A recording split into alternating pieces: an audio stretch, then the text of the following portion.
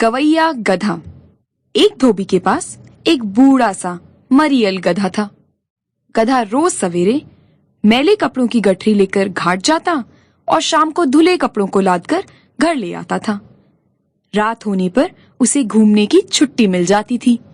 एक बार घूमते फिरते उसकी भेंट एक गीदड़ से हुई। दोनों दोस्त बन गए। अब दोनों भोजन की तलाश में साथ साथ घूमने लगे।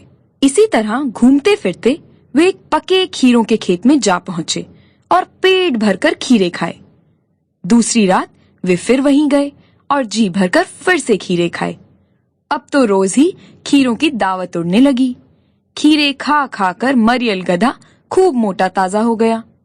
एक रात भरपेट खीरे खाने के बाद गधा मस्त हो गया और मौज में आकर गीदड़ से बोला, भतीजे देखो, आसमान की तरफ देखो, चांद कैसा चमक रहा है। आहा, कैसी सुहावनी रात है।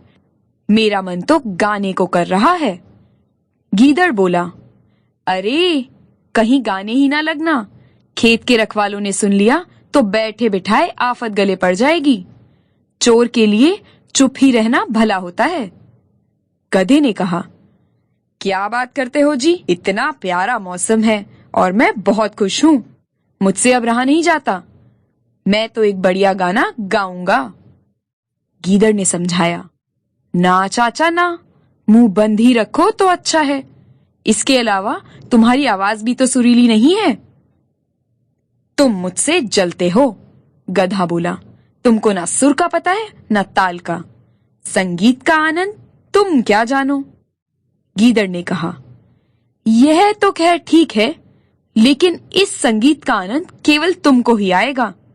खेत वाले तो तुम्हारा गाना सुनकर फौरन यहाँ आ जाएंगे और तुम्हें ऐसा इनाम देंगे कि बरसों याद रखोगे। इसीलिए कहता हूँ, मेरी बात मान लो और गाने का इरादा छोड़ दो। गधे ने जवाब दिया, तुम मूर्ख हो, महामूर्ख हो। तुम समझते हो कि मैं अच्छा गाना नहीं गा सकता। लो सुनो, मेरा गला मीठा है या नहीं। कहकर गधे ने रेंकने के लिए मुंह ऊपर उठाया। गीदड़ ने उसे रोकते हुए कहा, ठहरो चाचा, ठहरो। पहले मैं बाहर चला जाऊं, फिर तुम जो भी जी आए वो कर लेना। मैं बाहर ही तुम्हारा इंतजार करूंगा। गीदड़ के जाते ही गधे ने ऊंचे स्वर में अपना राग अलापना शुरू कर दिया। खेत के रखवालों ने जैसे ही गधे का रेंकना सुना, वैसे ही अपने अपने डंडे लेकर खेत की ओर दौड़े। गधा बेखबर रेंगता ही जा रहा था और उस पर डंडे बरसने लगे। रखवालों ने उससे इतना मारा कि वह जमीन पर लुढ़क गया।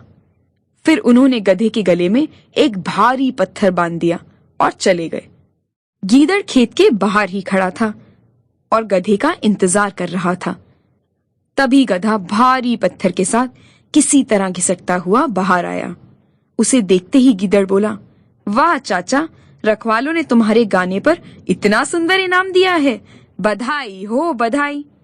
गधे ने कहा, अब और शर्मिंदा ना करो, मुझे तुम्हारी सलाह ना मानने का बहुत अफसोस है। गवैया गधा।